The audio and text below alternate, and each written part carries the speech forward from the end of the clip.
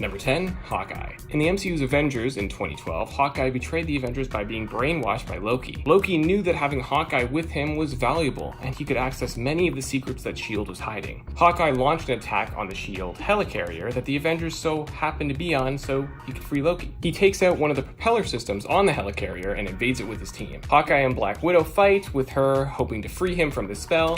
In the end, he's able to fight the spell because Black Widow hit him really hard in the head and was able to gain back control of his own mind. Number 9, Hank Pym. In the Avengers issue 213, Hank Pym received a court-martial for how he handled the situation in a fight with the Avengers. He definitely was not in a good place at the time and was a complete wreck. He still wanted to be a part of the Avengers team and wasn't ready to be forced off of it. He decided to design a robot that would attack him during the trial. The catch was that since he designed it, he knew how to easily defeat it. His wife, the Wasp, was completely against Hank doing this, but he didn't care. He told her to keep it a secret, and in the end, the Avengers did find out about the truth about Hank's plan and took him off the team. Number 8, Moondragon. In the comics, Moondragon has very strong mind control abilities, like telepathy and telekinesis. So when she stumbles upon a planet with the people of that planet ready for war, she wants to help them. She doesn't want these people to suffer over what will eventually happen if the war is to start: death. So she decides to control the entire race of people on this planet with her mind control powers to stop fighting. But she didn't just stop there. She went even further and made sure that the people of this planet would even worship her. She even wants to continue to do this throughout the universe. The Avengers find out, she brainwashes Thor to fight them, and she's later defeated and gets a device from Odin that dampens her powers to stop her from doing this ever again. Number 7, Vision.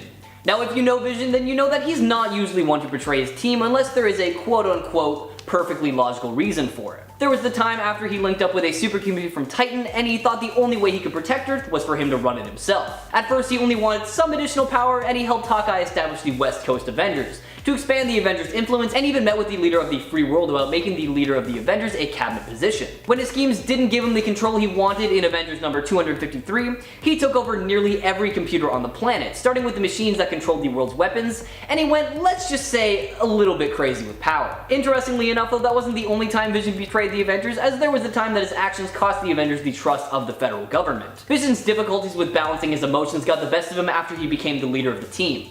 In trying to create world peace, Vision tried to take control of the world's computers and defense systems. He was opposed by the Avengers, who had to launch an attack on their own headquarters just to defeat him.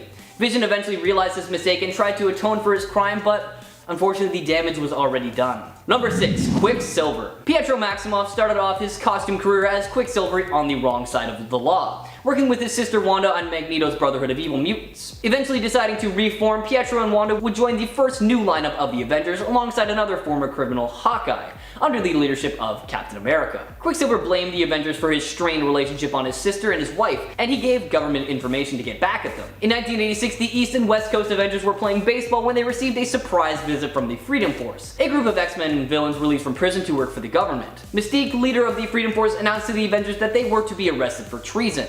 And after a fierce battle with the Freedom Force, Captain America agreed to surrender. At a hearing, the Avengers were told that someone had obtained proof that Vision's attempt to gain control of the world's computers was actually a plot engineered by the Avengers themselves. And the Avengers demanded to know who their accuser was, and after much suspense, the traitor was revealed to be none other than Quicksilver. Number 5, X-Men. I mean, of course I was going to put the X-Men on this list. Y'all know me, I'm a huge mutant fan. And the premier mutant team in the comics, of course, is the X-Men. I've also loved that over the years the X-Men has become more of a global team than just necessarily an American one. Unlike the Avengers, which has tended to remain mostly American in terms of their prominent team members throughout the years. I mean, most of the people on the Avengers tend to be American, not always, but I feel like the X-Men is a little bit more global in that regard. Although they do also have a lot of American members. I mean, based in New York. It's Marvel Comics. X-Men's current and previous lineup have also been exceptionally strong, and even the OG X-Men roster featured some mutants who are still considered the most powerful even today, and who are still around, of course, in the comics even today. The current roster features Cyclops, Firestar, Forge, Iceman, Havoc, Magic, Jean Grey, aka Marvel Girl, and Synch. Honestly, Synch is also alone just so amazing, and has taken the meaning of teamwork to another level, I think. Synch. Such an underrated character that now is getting his time in the spotlight. Number 4. Eternals. The Eternals are another team that deserve more love when it comes to the comics and when it comes to their powers. They're a team made up of literal immortal beings who are extremely resistant to dying, but up until recently anyways, even if they did die, they would actually quickly return to life thanks to the machine which rebuilds and resurrects them and is integrated, or was integrated, with the planet Earth, which is actually itself a living mechanism of sorts. The Eternals recently had a killer comic series written by Kieran Gillen that I would also highly recommend you check out. This is a series that will make you a fan if you weren't already. The Eternals all also possess a unique power comparable to a powerful ability of mutant villain Apocalypse. They can manipulate and alter their own molecular structure, having complete control of it, and some, like Circe, can even manipulate matter in general, be it organic or inorganic. Number 3. God Squad. The God Squad was brought together to combat another group of gods, the Skrull Pantheon. The team made their first appearance in Incredible Hercules issue 117, but while Hercules would become their leader, they were actually brought together by Athena's command. Although she didn't serve on the team, a bunch of other super powerful individuals and gods did. With Hercules leading, their roster over time also included Thor, Circe, the Silver Surfer, Ajax, Amadeus Cho, Snowbird, Mikaboshi, Adam, Galactus, and Venus. The God Squad only made a few appearances, but I still think they're a super cool team, and I'm still disappointed we didn't get to see them in Thor Love and Thunder. I was kind of hoping. God Squad, but alas. Number 2. The Annihilators. The Annihilators are an insane cosmic team, and you know how I feel about the cosmic world of Marvel. It's probably one of the most powerful areas. The Annihilators first appeared in Thanos Imperative Devastation issue number 1, and were created by Dan Abnett, Andy Lanning, and Miguel Sepulveda, during a time when the Guardians were getting a refresh by Abnett and Lanning in the comics. The team was actually inspired by Star-Lord himself, who had an idea for a truly badass team of galactic guardians, which Cosmo put into action. The team has featured Beta Ray Bill, Silver Surfer, Gladiator, Icon, Quasar, and Ronan the Accuser. At one point they used their powers to combine two suns together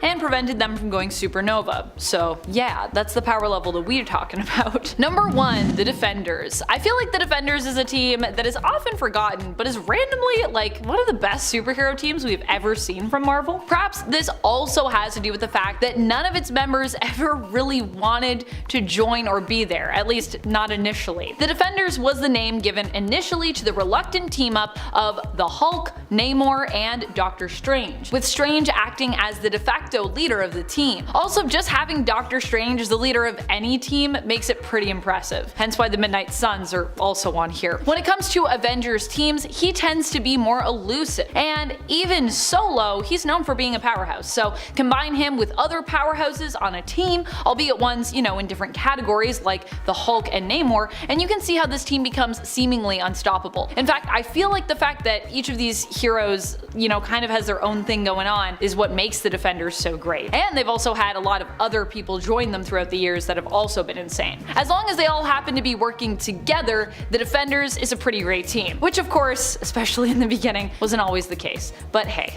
they figured it out. Number 10. Tony Stark. Yet another time where Tony has gone off the rails a little bit, this time taking place in the Axis event, in which the morality of Earth's heroes and villains were reversed by magic. While the spell was undone, the now corrupt Tony managed to shield himself and thus retained his evil personality, even though most of Earth's heroes reverted back to their usual selves. With his still vast intellect and suave personality, this darker Tony was able to infiltrate society and build an empire for himself, growing into an egotistical monster, releasing the Extremist 3.0 virus to the public as an app, addicting people to the substance and then depriving them of any further upgrades until they paid his fee of $100 per day. This caused a ton of suffering as a large portion of society basically became addicts and were enslaved to Tony's will. Now, like I said though, this Tony retained his intelligence. He knew exactly what he had to do to balance his cruelty in order to prevent the world from rising up against him. So he engaged in hostile takeovers of many companies, forcing them to promote his extremist apps through blackmail, and even went as far as unleashing an army of advanced drones to act as personal police force. By every definition of the word, he just became a tyrant. Number 9. Ant-Man. During Marvel's Secret Empire event, you know, the one where Captain America revealed himself to be the supreme leader of Hydra, Ant-Man, like many of the other heroes, naturally sided with the hero side of things and was a dedicated member of the Underground. That is, until his daughter Cassie was abducted by Hydra and he was forced to not only comply with their every demand, but also report to them all the plans of the Underground Resistance. While many of the plans he relayed weren't too major, he was forced to tell Hydra when the heroes managed to find 2 fragments of the Cosmic Cube, and that resulted in Hydra showing up at the Underground's doorstep. I will say though, to his merit, he did confess that he was involved with Hydra and tried to make amends for doing wrong by the team. And he also played a huge role in restoring Steve Rogers when the Cosmic Cube reformed. Now if you've got the time, this storyline definitely deserves a read, starting with 2017 Secret Empire Volume 1, Number 0. Number 8, Avenger X. When the Avengers initially sought out to track down the Stranger alongside the X-Men, Professor X used Cerebro to locate and rescue Cressida from the cosmic being, and upon first glance, she seemed like the perfect weapon.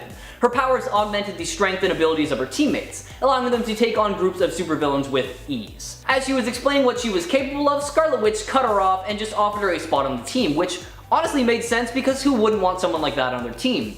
But what they didn't realize is that there was actually a huge cost that comes along with her powers. In order to empower anybody and increase their abilities, she has to drain the lives of everyone and everything around her. And while they were unaware of this, Cressida was plotting to use this power of hers to finally end the Avengers for good, taking them down from the inside by absorbing their powers instead of empowering them. Captain America was the one who confronted Avenger X, and with her plot to divide the Avengers folded, Cressida disclosed the true extent of her abilities by siphoning the Avengers' life force and utilizing their combined powers to quickly defeat them. Number 7, Sentry. Sentry is one of, if not the most powerful heroes in the Marvel Universe. He was recruited by Steve Rogers to be a part of the new Avengers. Unfortunately, Sentry is not fully good. It does in fact have a little dark side of his personality called the Void. In a sense, the Void is the total opposite of Sentry, and regardless of all the good Sentry accomplishes, the Void can quickly undo that with his chaos. Norman Osborn basically manipulated and used Sentry for his own agenda and got him to join the Dark Avengers, where he helped destroy Asgard and kill Loki as the Void. Thor was quite unhappy about this and ended up killing Sentry, but no one stays dead long in the comics and he was later brought back to life. Number 6, Scarlet Witch. In Avengers Disassembled, Scarlet Witch goes crazy, all due to the fact that she really just wanted to have children who were real. But since she was with someone who was artificial, that wasn't really possible. But that didn't stop her from creating them. She used her powers to create the children that she always wanted to have. But what drove her mad was the fact that the children weren't technically real, and she couldn't stop thinking about that. She then basically uses her powers to tear the Avengers apart by making their lives complete hell, basically killing Hawkeye, Tony costing the Avengers a deal with the UN because he was drunk while speaking, and Vision getting split in half by She-Hulk. Number 5, Multiversal Masters of Evil. The Multiversal Masters of Evil were actually powerful enough to defeat the Avengers. So this one, actually the proof is in the pudding in this case. The Multiversal Masters of Evil were actually powerful enough to defeat the Avengers, or rather the Avengers of 1 million BC, aka the prehistoric Avengers, but still, even when they went back in the day, the first Avengers were still some of the most powerful people on or off the planet of Earth. So I feel like that's still really impressive. I know before, in part 1, some people in the comments wanted to know which Avengers team we were comparing these other teams to. We're like, how can you compare them if you're not telling us the parameters, Amanda? Well, you know, I don't really have a lot of time to go through the parameters, but what I will say is I'm more thinking of these teams in comparisons generally speaking. So meaning any and all versions of the team can really be contrasted to each other. No specific parameters per se, although I am leaning more towards like classic Avengers, I guess when I'm thinking of it. These are more teams that would just be considered more powerful than at least one of the Avengers rosters. And we already know the Multiversal Masters of Evil succeeded there because they already beat the prehistoric Avengers. The Multiversal Masters of Evil are different from the standard team, and they actually include Doom Supreme, King Killmonger, Black Skull, Dark Phoenix, Ghost Goblin, and Kid Thanos. Number 4, Squadron Supreme. Squadron Supreme is kind of like Marvel's version of the Justice League. And I know what you're thinking, but wait a minute, Amanda. I thought the Avengers was like Marvel's version of the Justice League. Well, yes and no. The Avengers team doesn't really have powerhouses in the same way as the Justice League does, and Squadron Supreme kinda does that a little bit better than the Avengers does, if we're comparing. Marvel even went so far as to rename the alternate reality version of them that also appeared in 2021's Heroes Reborn event the Squadron Supreme of America. Get it? Like the Justice League of America. Their ranks typically include Nighthawk, Dr. Spectrum, Blur, Hyperion, and Warrior Woman or Princess Power, whatever name she's going by, aka Zarda Shelton. She goes by both depending on which version of her we're talking about. Number 3, the HELLFIRE Club. The HELLFIRE Club might not be one of the first picks you have when you think of a team that can take on and defeat the Avengers, but you know me, I'm always thinking about mutants and mutant teams. And it is important to note that before the Phoenix became a member of the Avengers team, and before the the Phoenix Force was retconned to be a part of Thor's origins, it was well known for its attachment to the X-Men, and specifically one mutant in particular who was a member, Jean Grey, aka Marvel Girl. In fact, the Phoenix Force is an entity that was created by Chris Claremont and Dave Cockrum, and one of the first places where the Phoenix Force became fully unhinged was during the Phoenix's time at the HELLFIRE Club. The HELLFIRE Club was once a well-known villainous organization that was committed to using wealth and influence to manipulate and eventually conquer the world, sort of. Currently, the organization has been rebranded though, and presents as being a business that leans more towards heroic pursuits, but still often profitable pursuits. Number 2. Nova Corps. When you think about it, the Nova Corps, despite having been destroyed by the Universal Church of Truth, is probably one of the most powerful organizations or groups likely in the universe. Originally, they were known as Xandar's line of defense, but as they grew, they ended up expanding the area under their protection, eventually extending to the whole of the Andromeda Galaxy, and I mean at least part of the Milky Way, as Earth also fell under their jurisdiction, where they, decided to take it under their wing. And while yes, as of Annihilation Scourge, they may be gone right now, with only Richard Rider as Nova surviving, it's more than likely that we will eventually see them return in the comics at some point. And usually when we do, I mean, they're just really powerful, so we should acknowledge that. Number 1. Elders of the Universe. The Elders of the Universe are some of the oldest beings to exist out in the universe. In fact, they are so old that in some cases their origins remain a mystery to us to this day, lost to time. They don't always work together, preferring sometimes to kind of do their own thing, but when they do end up joining forces for anything, they're also pretty unstoppable. They have worked together to take on Galactus and were for a while holders of the Infinity Stones back when they were known as the Infinity Gems in the comics. And in fact, I feel like if they came together to protect those, maybe Thanos would have never taken them? I don't know. Among the Elders of the Universe are the Challenger, the Champion Trichoslaterus, Ego, the Living Planet, the In-Between, the Collector, the Grand Master, the Profiteer, and Lady Karina Korvac, the wife of one of the Avengers' greatest enemies, Korvac. There's also a lot more of them out there than we know, which means if they were to all assemble, it would likely be a scary time for just about everyone else in the Marvel Universe. It would be pretty scary. Number 10. Gamma Corps. Not to be confused with Gamma Flight, the space program, or the other Gamma Flight, Alpha Flight training team. The Gamma Corps are actually made up of various different Gamma mutates, who basically were initially brought together to be used in hunting down the Hulk, believing him to be responsible for their fates and their mutations. They later learned, however, the truth and ended up turning on the Illuminati as a result. Team members included General Riker, their initial leader, Timothy Wilkerson, known as Prodigy, Gray, Griffin, Mr. Gideon, and Mess. While they were rescued by the Hulk from a Hulk AI and later depowered, I would say that at their height they could stand a chance against a more classic Avengers roster. And friends, before we move on to our next spot on this list, if you love what we do here at Top 10 Nerd, why not show us you love us by giving us a thumbs up? Number 9. Thunderbolts. The Thunderbolts might not be as good at teamwork in some cases, but they are definitely more interesting than the Avengers when it comes to their story, and despite being initially made up secretly of a group of villains led by Baron Zemo, the public even came to accept them as heroes. Over the years, their lineup has changed dramatically, and currently they are actually more of a mishmash of like less heroic folks and more heroic folks, although the fact remains that the Thunderbolts has always remained a more heroic, at least at heart, or at least anti-hero based team. One of their current members also happens to be Spectrum, aka Monica Rambeau, who is known for packing a punch. Number 8. Titans 3. Titans 3 is a group that is similar but different to another one I had on part 1 of my list. It is basically the Defenders, sort of, but also may predate the Defenders, I believe, in terms of their appearance. The Titans 3 only appeared in a couple of issues of Submariner back in the 70s, making their first appearance in issue number 34 and their last in issue number 35. This team was led by Namor the Submariner and was brought together to save the world, as many great superhero teams have been brought together in the past. Joining Namor were the Hulk and the Silver Surfer, so no Doctor Strange here, but still a very powerful team I think, even with only 3 of them.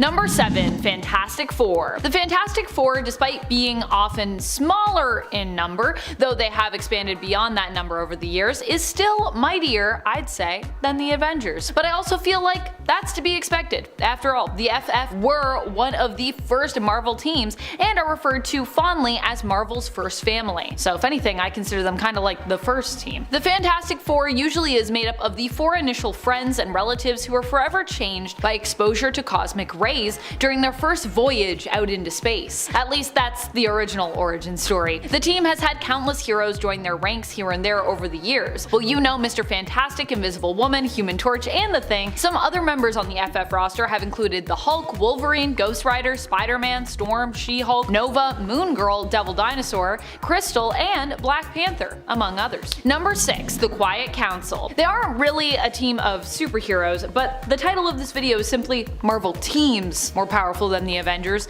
and the Quiet Council, I would consider them to be a team still. They're a team of folks in the Marvel universe. Granted, their team is more about protecting their power and their nation of Krakoa, but hey, I think it still counts. The Krakoan Quiet Council as such is composed of not just mutant superheroes, but mutant villains as well, as Krakoa is said to be a place for all mutants, where past misdeeds are forgiven in the name of creating a better tomorrow and a safe haven for all mutants. Current members include some of the most prominent, iconic, and powerful mutants in all of existence: Destiny, Hope Summers, Storm, Exodus, Professor X, Emma Frost, Mr. Sinister, Captain Kate Pryde, Mystique, and Sebastian Shaw. Formerly, the council also featured such additional powerhouses as Apocalypse, Magneto, and Jean Grey, besides. Number 5, Iron Man. Yes, there was even a point during the comics where Tony betrayed the Avengers. Well, sort of, anyways. During the crossing, Tony's brain gets corrupted by Kang the Conqueror. He was trying to control him by making him go crazy. Kang even gets him to frame Hawkeye. Once the Avengers find out, they go back in time to find a younger Tony to help them stop the older Tony. Now, this story was a bit confusing, with some even believing that Tony wasn't as mind-controlled as we all believed he was, since in the end, he didn't even seem surprised by anything he found out that he did while working for Kang.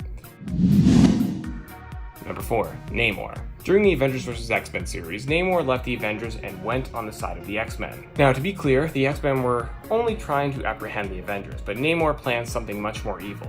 And by evil, I mean he found out that the Avengers were in Wakanda and thought that was the perfect plan to take them out would be to drown them with a huge-ass wave. It didn't end up working for Namor, and instead only enraged the Wakandans wanting revenge for what he did. From there, Namor and Wakanda became rivals. This rivalry is something that fans have wanted to see be a part of the MCU since the introduction of Wakanda in Black Panther in 2018. Number 3, Hulk. In the comics, at one point, Hulk came to the conclusion that the Avengers disliked him, and that really irritated the Hulk, which is something that you really don't want to do, especially to the Hulk. He ends up leaving the team and trying to work with Namor to get revenge on them. Apparently, even though Hulk and Namor were working together, they weren't going to stay loyal for long after their plan was complete. In the end, and before the battle was complete, Hulk turned into Bruce Banner and took off and disappeared. Number 2, Black Widow. So in the comics, Black Widow has turned on the Avengers at one point. Now, in her defense, she was being blackmailed by Weeping Lion with the goal to go rogue and turn on S.H.I.E.L.D. During this time, she allowed herself to be brought back to the Avengers Tower by Tony Stark. She only let him take her back there to gain access to his equipment. So she knocked him out and took what she needed. Also, during the MCU's Civil War, she also turned on Tony Stark and ended up jumping ship and siding with Captain America. Number 1, Captain America. This was a huge shocker at one point in the comic and was a jaw-dropping moment when fans were reading it. The reveal that Captain America was really a Hydra agent all along sent shockwaves through the fanbase. How could the Star-Spangled Man be evil? He has always proven to do anything he had to protect his family, team, and his country. It turns out that the Cosmic Cube had altered Steve Rogers' history in a major way, making him this Hydra agent and betraying everything he stood for. It led Rogers to take over America with Zemo, all in the name of Hydra. Desperate to stop this, Ant-Man and the Winter Soldier went into the Pocket Dimension to find Steve Rogers' consciousness. They were able to use the Cobra to save Steve Rogers' true form. Evil Steve Rogers fought good Steve Rogers in the end, and good prevailed, and evil Steve Rogers was defeated by good Steve Rogers wielding Mjolnir in an epic battle. Number 10, Alpha Flight. This might be a controversial way to start off this list, but I truly do believe that Alpha Flight can be more powerful than the Avengers team, especially if we're talking about consistent teamwork, which the Avengers members sometimes struggle with due to, well, butting heads with each other. I mean, people on the Avengers have straight up killed their other teammates before. That is just a fact. I mean, I did a whole list about the amount of times Iron Man has been basically killed by his teammates, and after talking it over with Andrew, it seems like Alpha Flight also has a better system in place for making sure their team not only works smoothly, but also that members are well trained before even earning their place on the team, due to the existence of both Beta Flight and Gamma Flight, which were initially used as training teams. Although Gamma Flight has kind of become something else in recent years, but yes. And friends, before we move on to our next spot on this list, if you love what we do here at Top 10 Nerd, why not show us you love us by giving this video a little like? Click that thumbs up. Number 9. Midnight Suns. Midnight Suns is basically Marvel's main magical team. At least currently, that's who we got. Midnight Suns typically deal with threats that are more mystical or supernatural in nature. They were brought together initially by Doctor Strange to fight against Lilith and her small army of demonic offspring known as the Lilin. Which, I mean, of course this team would be brought together by Doctor Strange, right? Each member of the original team roster had interacted with the Lilin before, which was what tied them all together. Team members and leaders have included Doctor Strange, Wong, Blade, Morbius, Magic, Nico Minoru, Wolverine, Zoe Laveau, Kushala, Dr. Voodoo, Elsa Bloodstone, multiple Ghost Riders, Hannibal King, Hellstrom, Iron Fist, Man-Thing, Jennifer Kale, Ben Reilly, Victoria Montesi, and Werewolf by Night. It's a lot of supernatural and mystical people. Number 8. Web Warriors. The Web Warriors are a fantastic multiversal team that spun out of the events of Spider-Verse. But even before they existed in the comics, they and the Spider-Verse were inspired by the team-ups of multiversal Spider-Man in the 90s Spider-Man animated series. The Web Warriors were brought together by the multiversal threat of the Inheritors, who hunted down various alternate spider people, known as Spider Totems, across the Marvel multiverse. After they were defeated during the Spider-Verse event and the dust had settled, the Web Warriors were created to defend those worlds, who were left afterwards without a hero. Considering how powerful Peter Parker's Spider-Man is, I think you can understand how a team made up of various alternate versions of the character would be off the charts when it comes to their power level. I mean, Spider-Man himself is pretty crazy, like a team of Spider-Men. I wish we had an Avengers team that was actually just like different spider people. That could be pretty cool. Number 7. Star Masters. Probably not a team you get to hear about often, I'd think, on YouTube. So let me get you up to speed here. Star Masters were brought together by the accusation that Quasar was guilty of murder, having believed to have massacred basically a bunch of people on a starship. Those that made up the team were the ones who believed him to be innocent. I also just love Wendell Vaughn and feel like we don't really get to talk about him too much on the channel for how powerful he is. Probably because Wendell, aka Quasar, isn't super prominent in the comics anymore these days, especially not Wendell as Quasar, because now we also have Avril. However, Wendell has appeared in the Guardians of the Galaxy series in recent years. While Quasar was obviously on the team, so was Beta Ray Bill, Silver Surfer, Morphex, and Zenith. After Quasar was proven innocent, the team became more focused on maintaining peace throughout the cosmos. Basically, like OP cosmic peacekeepers, which I also just love as a team idea. Number 6. Transformers. Well, it's weird to think of the Transformers as a Marvel team, since, you know, they are with Hasbro. Marvel also happens to be the place where they kinda got their comic book start. And recently, IDW did lose the rights to the comics for Transformers. Although it's lucky for Marvel, and I do love their work, it is a little sad because I was also actually interested in the IDW Transformers stuff, which I guess I could go back and read. Or well, I guess they can't reprint it, so I'd have to find old stuff. Oh well. I'm sure there's still lots of awesome stuff in store in the future for Transformers comics, no matter who the rights belong to, because they're just a really cool property. And either way, the team will remain unstoppable. I'm still waiting for an Avengers vs Transformers event, so hopefully that is something we could also see in the future. Number 5. Sandman. To his merit, Sandman did actually make an attempt to reform. He received a full pardon for all his misdeeds and even served as a reserve member of the Avengers for a time. During his run as a hero, he was actually able to make friends with his former enemy Spider-Man, but sadly good things don't last forever, not even in comic books. In 1999, Sandman turned his back on his fellow heroes and joined up with his old partners from the Frightful Four, Wizard, and Trapster. It wasn't entirely his fault since the Wizard used his ID machine to bring out the evil side of Sandman once again, but still. Sandman used the trust he had gained with Spider-Man to his advantage, allowing him a chance to take him by surprise. In returning to his villainous ways, Sandman not only betrayed Spider-Man but the Avengers as well, causing his membership to be revoked. Number 4. Swordsman. The Swordsman was Hawkeye's mentor and a criminal who tried to join the Avengers just so that he could take advantage of the benefits. When they turned him away, he was approached by Iron Man's arch-enemy the Mandarin, who gave him a new sword and a special mission: to infiltrate the Avengers and destroy them from the inside. Mandarin engineered a plot to trick the Avengers into thinking that Iron Man had vouched for the Swordsman. The ploy actually worked, and Swordsman was allowed entry, but not without gaining the suspicion of his new teammates. And honestly, rightly so, because Swordsman planted a bomb in Avengers Mansion, just as he was told to, but began to have second thoughts because of the feelings he developed for Scarlet Witch. When he tried to remove the bomb, he was caught by Captain America and forced into a fight. Despite the Swordsman's betrayal, years later he was actually forgiven and welcomed back onto the team alongside his wife Mantis. Honestly, I really think the Avengers are just a little bit too trusting sometimes. Number 3. Dr. Druid. While most would consider Dr. Druid to be a pretty obscure member of the Avengers, he's actually spent enough time with the team to make his eventual betrayal memorable. Dr. Druid is a sorcerer who practices Celtic magic that he picked up from the Ancient One. His magical abilities are overshadowed by another one of the Ancient One's peoples, Doctor Strange of course. I know it seems like he is just a minor character, but trust me, he is not. Dr. Druid was still a fairly new addition to the Avengers when he had the sudden impulse to become its leader. He started out by undermining the current leader, Captain Marvel, aka Monica Rambeau.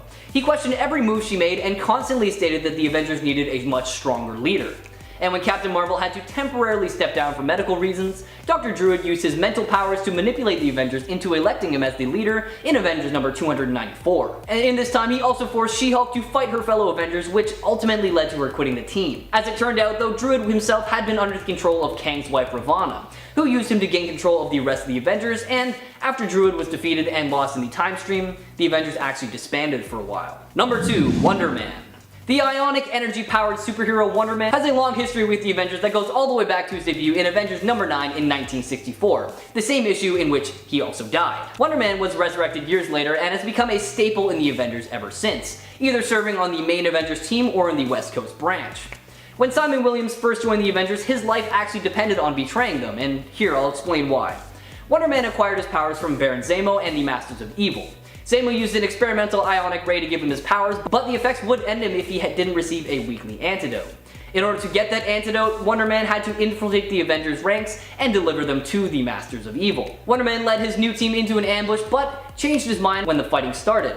He helped the Avengers defeat the Masters of Evil even though it meant giving up the antidote. Without Zemo's antidote, Wonder Man seemingly perished, but would eventually return and rejoin the Avengers. Another instance of betrayal by Wonder Man took place in the 2000s when he started being much more aggressive and hateful towards his former teammates. He believed that the Avengers were a disease that was destroying the world instead of making it better. The tension between Wonder Man and the Avengers came head to head when he gathered a team called the Revengers, a small group of heroes and villains with bitter feelings towards the Avengers. Wonder Man led his team in an all-out assault against the Avengers. When Wonder Man was defeated though, it was determined that his ionic energy was actually having an effect on his brain. And when he was finally cured, Wonder Man just apologized for all the trouble he caused, but he still was a traitor nonetheless. And number 1, the Protector.